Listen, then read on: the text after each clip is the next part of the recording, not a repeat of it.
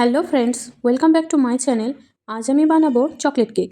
এই কেকটি খুব সহজে বানিয়ে ফেলতে পারবেন আপনারা। তো চলুন তাহলে রেসিপিটা দেখে নিই। প্রথমে আমি একটি বাটির মাপ করে এক বাটি চিনি আর দুটো ডিম মিক্সিং জারের মধ্যে নিয়ে নিয়েছি। সেই বাটিতেই আমি এক বাটি মতো সাদা তেল নিয়ে এটাকে ভালোভাবে একটি স্মুথ ব্যাটার বানিয়ে নেব। পেস্ট করে নিয়েছি। দেখতেই পাচ্ছেন আমার ব্যাটারটি স্মুথ হয়েছে, একটুও চিনির দানা নেই।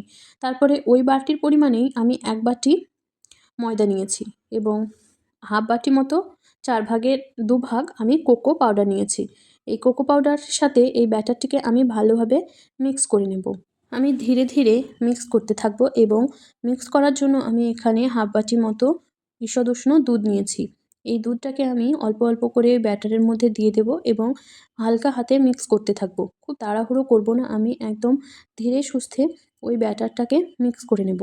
এইভাবে অল্প অল্প দুধ দিয়ে আমার পুরো ব্যাটারটা মিক্স করা হয়ে গেছে। সঠিক মিশ্রণটি তৈরি করার জন্য আমার হাফ বাটি মতো দুধ লেগেছে।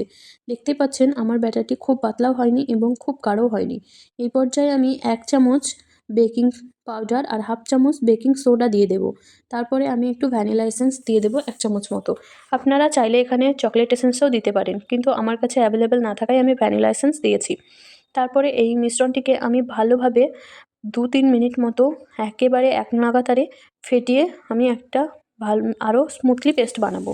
তারপরে আমি কেকটাকে বেক করার জন্য একটা পাত্রে তেল ব্রাশ করে আমি একটা A4 সাইজ পেজ নিয়ে নিয়েছি। যেহেতু আমার কাছে বাটার পেপারটা অ্যাভেলেবেল ছিল না, তার জন্য আমি A4 সাইজ পেজ নিয়েছি। আপনারা কিন্তু খবরের কাগজ ইউজ করবেন না। তারপরে আমি একটা সসপ্যানে স্ট্যান্ড বসিয়ে সসপ্যানটাকে প্রথমে 5 মিনিট প্রিহিট করে নিয়ে আমি কেকটাকে বসিয়ে দিয়েছি। তারপরে কেকটাকে আমি 30 মিনিট মতো বেক করে নিয়েছি। কেকটা দেখতেই পাচ্ছেন খুব সুন্দর ফুলে উঠছে। তারপরে আমি কেকটাকে আমার পছন্দসই কিছুর ফ্রুটস দিয়ে বা ড্রাই ফ্রুটস দিয়ে ডেকোরেট করে নেব। আপনারা চাইলে আপনাদের পছন্দ মতো ডেকোরেশন করে নিতে পারেন। কিন্তু আমি এখানে কাজু আর চেরিটা দেবো। এই চকলেট কেকের উপরে কাজু আর চেরিটা দেওয়ার জন্য কেকটাকে খুব সুন্দর লাগে। তারপরে আমি ঢাকা দিয়ে আরও 30 মিনিট মতো বেক করে নিয়েছি কেকটা। তো একটা ছুরির সাহায্যে আমি দেখে নিচ্ছি। দেখতেই পাচ্ছেন আমার কেকটা খুব সুন্দর হয়ে গেছে। তারপরে আমি কেকটাকে খুব ভালোভাবে ঠান্ডা করে মোল্ড আউট করে নেব। কেকটাকে ঠান্ডা করে মোল্ড আউট করলে কেকটা খুব ভালোভাবে মোল্ড আউট হয়ে যায়। মনে রাখতে হবে খুব ঠান্ডা করে নিতে হবে একদম ভালোভাবে। তারপরে মোল্ড আউট করে নিয়ে ওই পেপারটাকে তুলে নেব। পেপারটা তুলে নিয়েছি আমি। তারপরে আপনাদের আমি হাত দিয়ে চেপে দেখাচ্ছি। দেখতেই পাচ্ছেন আমার কেকটা খুব স্মুথ হয়েছে। তো এই পর্যায়ে আমার কেক তৈরি রেডি হয়ে গেল। যদি ভিডিওটি ভালো লাগে অবশ্যই লাইক, শেয়ার, কমেন্ট করে চ্যানেলটিকে সাবস্ক্রাইব করবেন।